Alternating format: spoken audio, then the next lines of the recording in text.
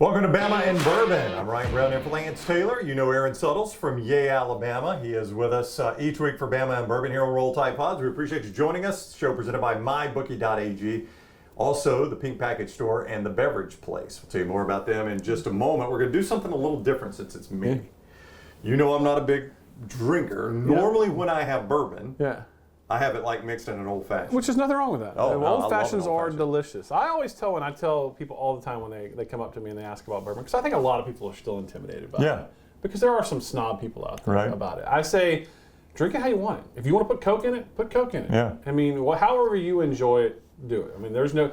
I would advise away from like ruining a great bottle with Coke, but if that's what you want to do, man, if that's how you enjoy it how you like it. Well, people ask me all the time, like, what's the best way to do a steak? I'm like, the best way to do a steak is the way you like it best. Absolutely. Yep. I mean, there's not a restaurant that can do a better steak for me than I can do for myself. What I have learned, don't post it on social media, your steak, because you will get destroyed. Roasted. Yeah, sometimes I do it just to see what the reactions are going to be. So I challenged Aaron today. I was like, you guys have had a lot of bourbons, so pick one for an entry-level guy like me. Yeah. Maybe a guy that is not a huge bourbon drinker, that this is a good entry-level bourbon. So of all the ones you've had recently, you picked the High West whiskey. Yeah, to be honest, you should see the amount of bourbon back here. There's a significant amount. I just found one that I thought you hadn't tried, so give it a whirl. Yeah, I think that's rye, too.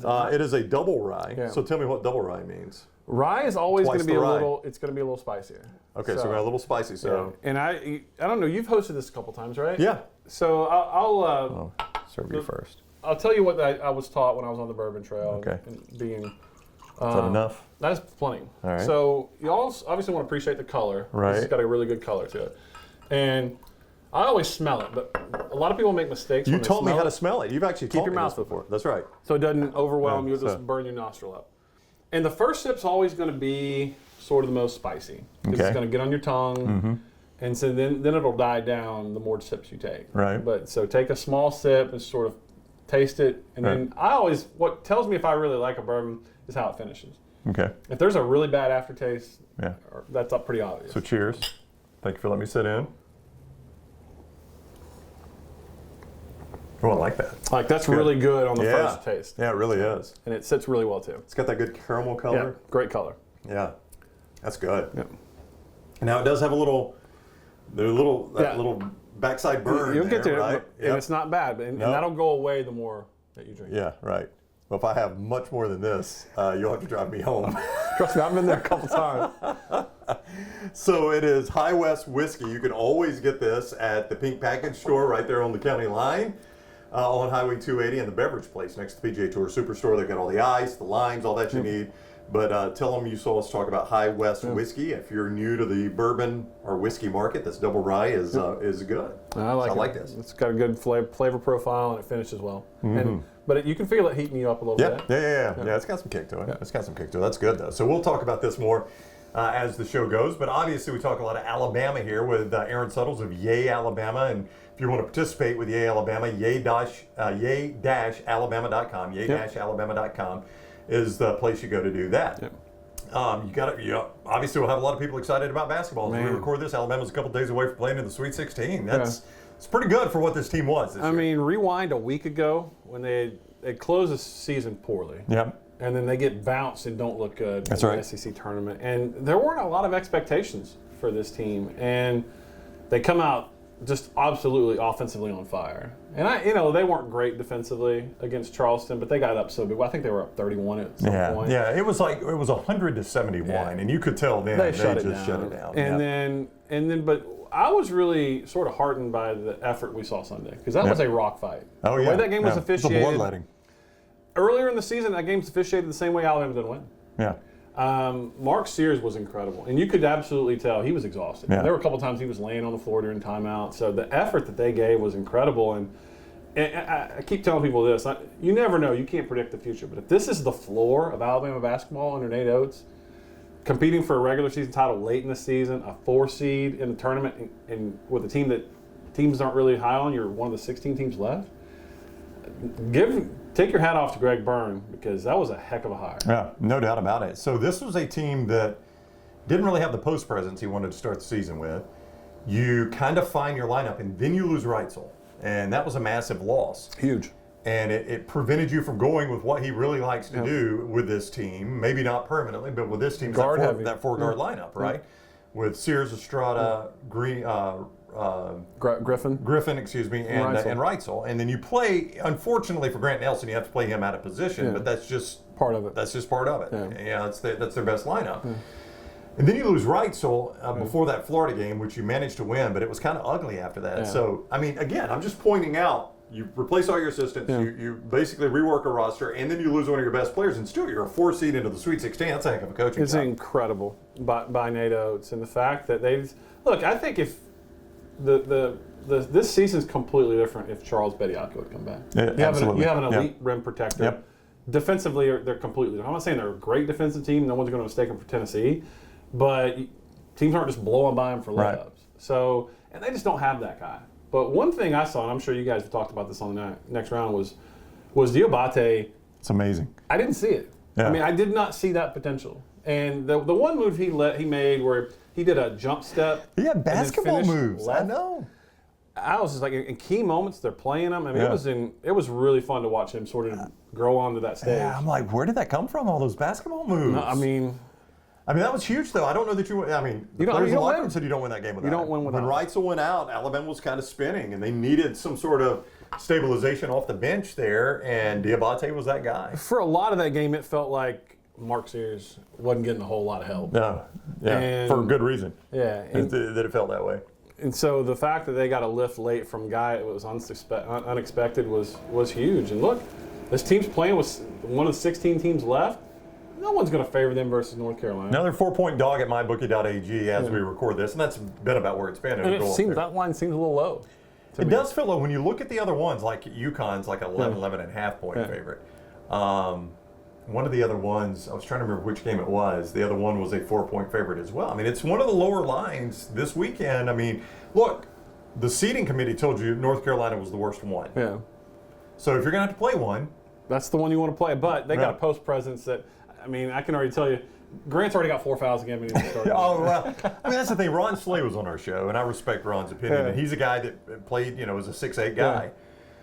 He was like, you just got to understand Baycott's going to get his. Oh, he's incredible. He's going to get his. And I read a stat the other day. The average age of North Carolina as a team is over 22 years old. Wow. Yeah. It's like 22 points. Well, Baycott's been there forever, yeah. And so they're experienced. And this is a bad matchup for Alabama in that regard. But you get hot. Well, and to Slay's point, all right, so Baycott gets his 20-25. You just can't let the other guys have 16, 18, and 12. Yeah. Baycott can have his 25 if you can somehow control the perimeter guys. Yeah, and then you got to shoot well. You have to shoot well too, and I think it does. I'm glad they didn't have 2 offensively hot games in a row. Yeah. I mean, I don't know if that means anything, but the fact that they're coming off, it looks like there's some buckets to be had. You know what's funny? They're not funny, but when Reitzel went down, when David Cosby broke his foot, and that word leaked out when they got to Spokane, and he was in the walking boot. I thought, it's not that big a loss. Yeah. But then when Reitzel goes down, you're like, boy, could they use David Cosby? Because it ended up being a huge injury. He had a couple of games there where he knocked down some threes. Heck yeah. And I was talking to Austin Clonch, one of the men's assistant basketball coaches who's just got a new job. He'll be leaving after the season, but that sort of injury forced some other guys to develop it. So, that was tough losing Reitzel. But were you surprised that Nate so soon after the game said Reitzel's going to be available? I was, and then he went on Ryan Fowler's show over in Tuscaloosa on Monday, and he walked that back. I was going to say, I'm like, probably the doctors got to him and said, let's pump the brakes. Yeah, I mean, I was, because, so when Reitzel goes down, the history, and he stayed down for a long time.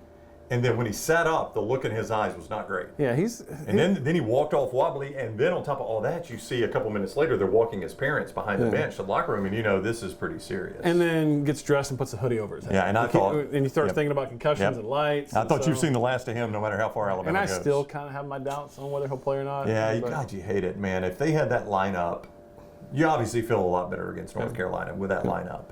It forces, I remember Todd Golden. I was over at the Alabama-Florida game.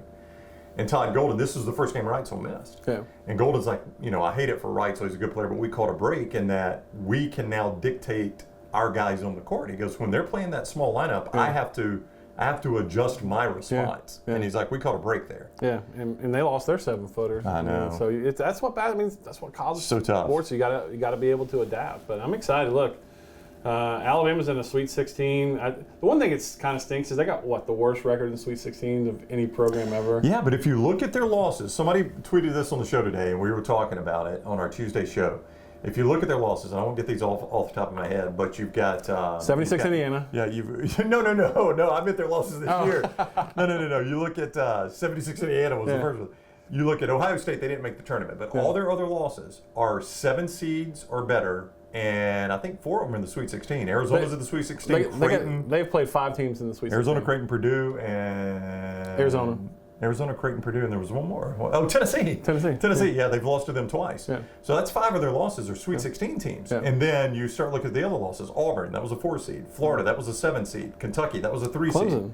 Clemson, yeah. Clemson's the Sweet 16. That's what I'm saying. They got 5 losses teams to in Sweet 16 teams, and Tennessee twice. So that's 6 total losses to Sweet 16 teams. Of 11 losses, when you look at it that way, you're like, well, that's not that bad a record. It's a good team. And that out of conference stretch where they played a lot of competitive games, but they lost them. Yeah. You sort of wondered, did Nate schedule too hard? But then they bounced back, and they found, you mentioned the Reitzel emerged for conference play, and they became a different team. Nate found the lineup that he really liked. But, man, this team, the way they competed in a game that was not their style on Sunday night was pretty impressive. Yeah, absolutely it was. Alabama, North Carolina. We'll talk some more about Alabama basketball. It's Bama and Bourbon. You can get High West whiskey, the Double Rye. This is what Aaron selected for me as a neophyte, as a young bourbon drinker here that is a good one to start, the Double Rye. It is very tasty. You were right. You know, that first I got that after kick, and then as I've had a couple more sips, that dies down. You're absolutely right. I did a wine taste. I know nothing about wine.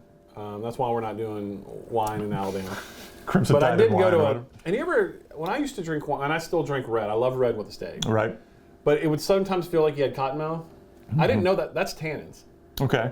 And so that's why I said that's why people say they want take the wine and pour it in a carafe in a decanter. So the tannins have a chance to mellow. Interesting. Okay. So after a while, you'll notice the cottonmouth kind of goes away. That's the tannins mellowing in the wine. Oh, how about that? So a little bit the same with my wife likes the white, and somebody gifted us a bottle of red. I'm not a big wine drinker, but never does wine look better to me than with a steak. And someone told me the reason, I don't know this to be true, some wine drinkers can tell us, but apparently it kind of cleanses your palate. Yeah. So the steak tastes just as good on subsequent bites. Interesting. You take a bite of steak. That's why it's better with wine. And it kind of cleanses it, and you get to taste that steak all over again. God, you're making me hungry, too. I want a steak. Bama and Bourbon, the Pink Package store right there on Highway 280. Also the beverage place next to the PGA Tour Superstore on 280. Great place to go to get all your drinks. They've got the crushed ice there. They've got the lime, the mixers, all of that right there at the beverage place and Pink Package store. Also mybookie.ag brings you Bama and Bourbon. He's Aaron Suttles of Yay Alabama, yay-alabama.com. I'm Ryan Brown. You can follow us and make sure you subscribe there at Next Round Pods, at Roll Tide Pods, Give us a thumbs up and make sure you're subscribed at Roll Tide Pods. Before we move on and talk a little bit of football, Alabama's in spring right now, I want to talk contracts because the Board of Trustees approved the contract for Kalen DeBoer. I think he was like surprised by that. $10 million a year, and I've always said, everybody's like, how, Nick Saban's making 11, how's he making 10? I'm like, it's the market. First of all, it says the market. I mean, Washington was probably willing to pay him 8.5, 9 to stay, so you're going to have to pay that.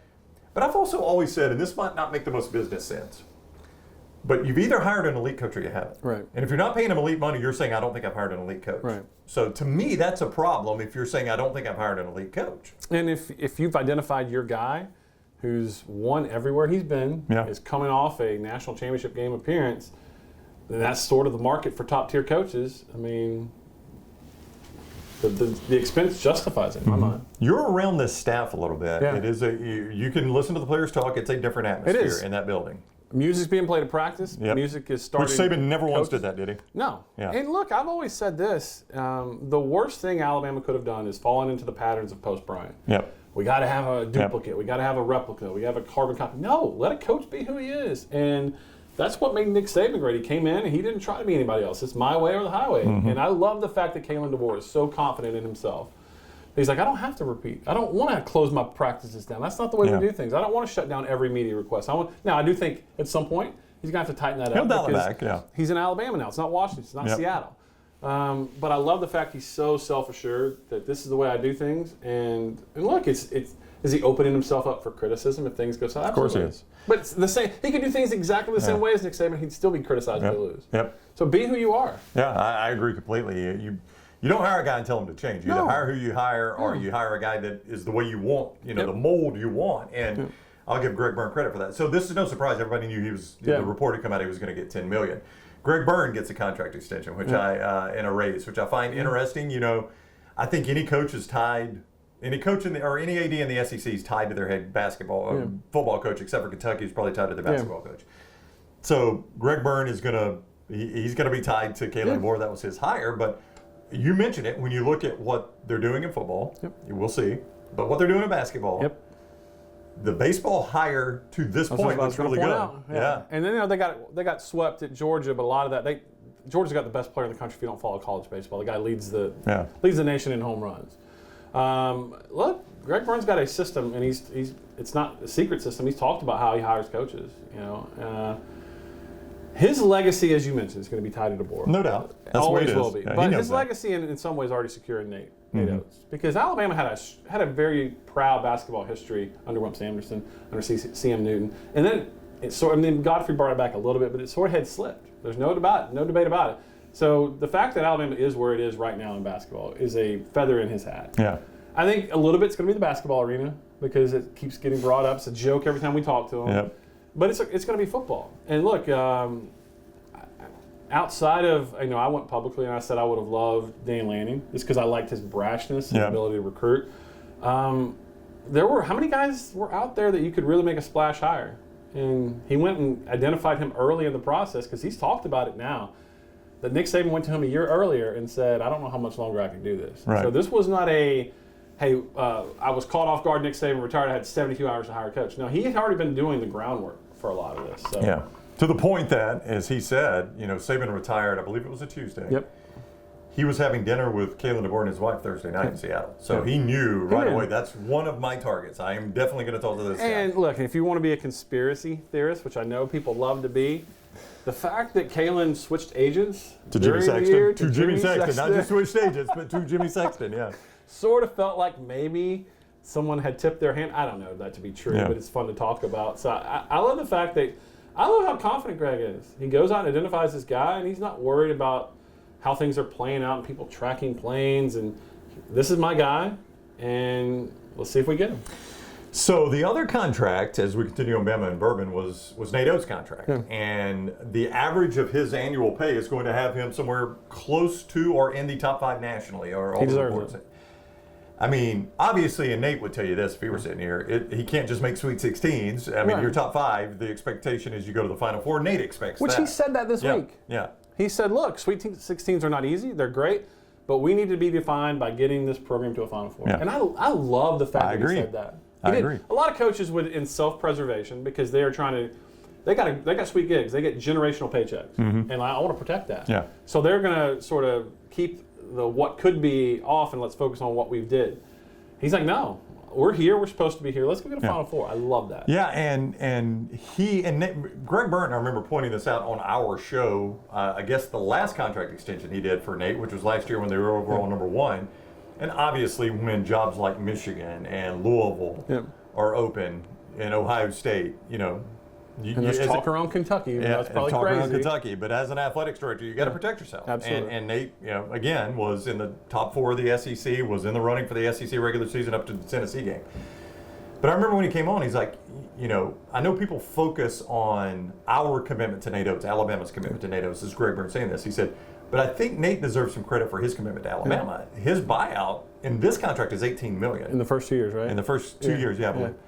And it was as high as, I think, $15 million in the previous. That's a lot of money for a school to come pay for a coach. I mean, he is limiting, Nate Oates is willingly limiting his options to have an $18 million That's a bargaining buyout. chip he's taking off the table, which tells me he's not going anywhere. I mean, that tells you he's got a commitment to staying at Alabama. Now, Nate has said it on our show himself. He wants that arena. And I think everybody at Alabama wants that arena. Yeah. And they've raised a great deal for it. But it's still $300 million. For a limited use facility. So, look, I think a couple things to look at is his children. One's a sophomore in college, and I don't want to get into, I'm not going to out his children, but one's a sophomore in high school. And I think there's some stability there, and he wants his kids to go to the same school. And he wants to see that. Right. So I do find it curious that what was it, a 6-year extension to 2030? Yeah. And his daughter's a sophomore in high school. You start doing the math. Right. So I think, and look, who knows where they will be facility-wise in 6 years. But Nate has said, look, give me a great practice facility, which they have. Mm-hmm. And Coleman can be good. Look, I don't know if you were there, but the Tennessee atmosphere. I did not make Tennessee, but I'll tell you, I was at the Florida atmosphere. It was incredible. And that ended up being a much better game than people thought. And it was a heck of an atmosphere. The fans bring it when it's a big game. It's not that it's a bad atmosphere. It's just that it's a dated facility. And I think Nate and anybody, Greg Byrne knows, it can be a better atmosphere if you can get your students and fans closer to the court. Closer to it. And there's an issue now with the whole Coleman. It houses too many offices. There's too much infrastructure in Coleman just to level it. So it's tough. Everyone wants a new arena, but it's $300 million. And you have to be a good steward of that money. And now you're paying all these coaches all this money. I know. I don't envy Greg Byrne in that It's not aspect. a fun position to be in. But all of that said, you've got a new football coach and you've got your basketball coach on a new contract. He's got to feel very secure about that. And on top of that, the moment or the month you give your coach that basketball contract, he makes the Sweet 16 again. Which, again, if he had gone one and done in the SEC, one and done in the NCAA, but if you're Greg Byrne, you gambled on it and it hit at the right time. And you got your guy. Does. Both. I mean, that was his guy. Like I remember talking to you guys. Was it going to be Thad Matta? And then I know. Greg the Ninja hits us with Nate Oates, and it has worked out beautifully. And look, I mean, Alabama basketball is fun again, and not only just because they're winning. That the fun is in winning, no question about it. But they play a fun style. They do. And he's made the tournament every year there's been a tournament in his time at Alabama. And he's made the Sweet 16 3 out of 4. And I know you want to go further, but it's hard to make 3 out of 4 Sweet 16s. It's incredibly hard to win games in this tournament. It is. I mean, and I'm not saying this is because we're Bama, but look at our friends down the road in Auburn. Fantastic team. Incredible team. Could have won the national championship. Peaking at the right time. You never know. I mentioned the 76 Alabama team. If they don't run into Indiana, which was perfect in 76, maybe that team makes the final. 87, they run into Billy Donovan. Red Hot Providence, And it's just, you just never know. Yeah, it's a tough tournament, but the truth is he's had a 1 seed, a 2 seed, and a 4 seed in those Sweet 16 runs. Yeah. I mean, it makes it easier when you can be a 1, 2, and a 4. Yeah. And you're not fighting up from the 7 or 8 seed. And I think a lot of people would say that if this might, and I'm one of those, I wonder if this is the floor. It's the way they recruit. Not only the way he recruits, the way he develops the high school to fit his system, the way he plugs it with portal guys, and the way that they sort of fill in. And now there is a little filling out period during the out of conference of him finding his guys, but you can't argue with results. And look, if you'd have told Alabama fans back when Greg Byrne put him on a plane from Buffalo to Tuscaloosa, this would be the results, everyone would be beating down the door like, yes. Yeah. It would not be a Bama and Bourbon without a little football talk. We'll do that. A reminder, the Pink Package Store and the Beverage Place, both right there on Highway 280. Great place for things like the High West Whiskey Double Rye, which Aaron has selected personally for me as a very young bourbon drinker. Saying this is a good starter right there. You can get that and much more at the Pink Package Store and the Beverage Place, also mybookie.ag. All right, let's wrap talking football. So spring football is underway. It's funny, I think if you don't have a quarterback battle, a lot of times spring football goes under the radar, and I don't think anybody thinks there's a quarterback battle for this one. As much as people are some media are trying to create one, at every opportunity came on the board saying, Jalen Miller's taking all of our first team snaps. Yeah, he's not making any bones about it. He is pouring water on that fire 100% of the time. Yeah. And that video, I don't know if you and Lance have had a chance to talk about that video. It was just a short snippet of video that showed, to me, everybody's talking about a different throwing motion for Milroy. The thing that jumped out at me was a much quicker release. And I guess that is part of motion, obviously. So obviously he's getting some different coaching. Yeah. Well, he's got Jordan Palmer now. Right. It's his private quarterback coach. And look, I think what Kalen DeBoer has done is, I think there's a lot of confidence from Jalen to him. And the fact that at least Kalen publicly is saying all the right things gives Jalen more confidence. Yeah, one other thing I'll say about DeBoer here, because I know some coaches, notably Gus Malzahn, was supposedly not a big fan of quarterbacks working with outside instructors. And look, each coach has got to do it his way. I'm not going to ding Gus for that.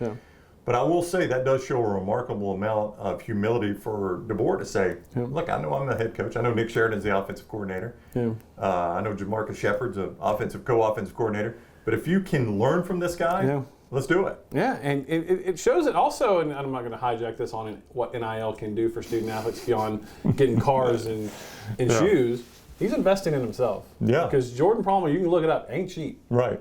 And we've had guys, I know Justice Haynes wouldn't mind me sharing this. He invested in a hyperbolic chamber. I mean, that blows my mind. I don't even know what the price tag on one of those would be. I don't either. But like, and look, I'm not gonna get it twisted. The majority of the stuff does go for kids. Yeah. For stuff that's frivolous. That we adults, as old heads would say is frivolous. But there are guys that are using NIL money to invest in themselves. And I know that Jalen's doing that. But I'm excited. I know that Alabama lost some receivers. I'm excited about what this offense could be, especially with that offensive line. Now that we assume Caden Proctor will come back and he won't be 400 pounds, that they'll keep him in shape when he gets back. And then you find a right tackle. Interior, man, I'm excited about what this run game could be. With Jaden Roberts and Parker Brailsford and who am I forgetting on the left? Tyler Booker. Yeah. They might maul folks in the middle. But of course I said that last year. I know. They stunk. For the first part of the season, they got it going. Yeah. I don't know, I'm not going to pretend like I followed the career of Kapilovich, the offensive line coach, but, it's interesting when Alabama made the offensive line coach change and they brought in Eric Wolford from Kentucky, all the offensive line people told me, hey, you'll notice right away, and you really did not. Yeah. And I'm not going to say you will with Kapilovich, but sometimes just a different set of ideas and a different approach changes things, even if it's the same personnel. I agree. I do think, to give Wolford credit, he changed the body type that they recruited. Yeah. And I'm excited for an offensive line coach to be able to play the guys he wants to play this year. So I'm excited about that. I do think, interior, Jaden Roberts is huge. Tyler Booker's huge. I haven't seen as much of Parker Brailsford. I know there's concern about his weight playing in the SEC, but how he graded out. Not overweight. No, the fact that he's too small as a center, Yeah. I do think the concern, if Caden Proctor does come back, look, make sure you're in shape. Because when he reported to Alabama coming out of Iowa, there was a lot of weight to be lost. Yeah. And so and it showed. Because he was a turnstile beginning of the season. He was. You get about midway through the season, and the light sort of comes on, and he's playing different football, and then he got hurt the week before Michigan, and I think that affected his performance too. Before we wrap, and to the extent you've talked to players and they've mentioned it, this is a different defensive approach I love it. Under Kane Womack. Yeah. Kane Womack. I called him Kane Womack forever. He never once corrected me. Kane Womack. Where's the H? If you're going to say Womack, where's the A? Apparently just that's kidding. like a... Just kidding, Coach. Oh, Kane's the nicest guy in the world. He'd laugh at that. Just a different approach. What's the feedback you got from the players on a 4-2-5 defense versus what they were running under Nick Saban and all his, Pete Golding, Kevin Steele, whoever was the coordinator? Look, if you followed my career at all, and you will know that my favorite defensive coordinator at Alabama, Jeremy Nick Saban. I didn't even have to finish it. You didn't have to finish it. Yep. And why Jeremy Pruitt? Because he's aggressive. He let his players go play. I love that. Alabama had too much talent sometimes, and they had to think too much. Where you're like, what are you sort of doing? And I'm not, again, I don't want to come across as being flippant toward Nick Saban and his defensive prowess. He's a GOAT. Yeah. But there were too many times you're like, let's let the players go play. Well, true or false?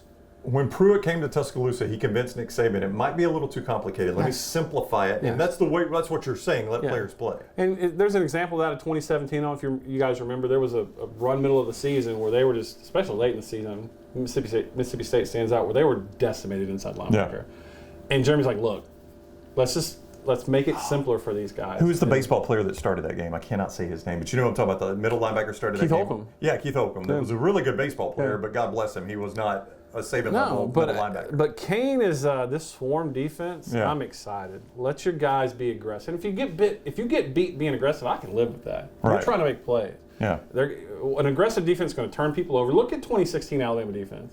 One of the greatest of all time. How many defensive touchdowns did they score? Let them be aggressive. And sometimes it's going to burn you, no question. But I'd rather have that than a slow bleed that we sort of got used to the last few seasons of Alabama, where they got a lead and you're like, there's 3 minutes left. I don't know if they're going to hold it. All right, Roll Tide Pods. If you have not already subscribed, please do that and give this video a thumbs up. We greatly appreciate that. Also visit the Beverage Place and the Pink Package Store, both on 280 Beverage Place, right there by PGA Tour Superstore, Pink Package Store, right there on the county line. Yeah, I like this. This is the High West whiskey. I know it has been reviewed before on this show, but I challenged Aaron with me hosting. Let's don't do a new one. I'll save the new one for pros like Lance and Aaron. Let's do one we've done before, but give me one that as an entry-level bourbon drinker, it might work. And this double rye has worked. It is really good. Lance took February off with me. He just sat here and watched me drink. I just felt like an alcoholic. I'm sure we'll make up for it in March. Don't worry, in April and May. All right, it is Bama and Bourbon. Give them a quick Yay Alabama commercial there. Yeah, yay-alabama.com/fans. That tells you all our level of memberships. If you've seen, we have gotten the mic'd up videos. We featured Kane Womack. We have featured Jamarcus Shepard, which I'm plugging for you guys. He's a stud for interview from what I've heard. Yeah, we'll get him on the show. And Josh Maxson, our friend, will make that happen for you guys. But he's mic'd up. I mean, we're getting unprecedented levels of access with this program, so I feel like you're getting a little bang for your buck, as well as the experiences that we are trying to give you guys with access to our student athletes. We appreciate your support. I know Nato appreciates, and I know Coach DeBoer appreciates. All right, so you can find all of that at yay-alabama.com. Also visit the Pink Package Store and the Beverage Place on Highway 280 and mybookie.ag, code next round, to get that bonus when you sign on at mybookie.ag. He's Aaron Suttles. I'm Ryan Brown. Thank you for joining us for Bama and Bourbon.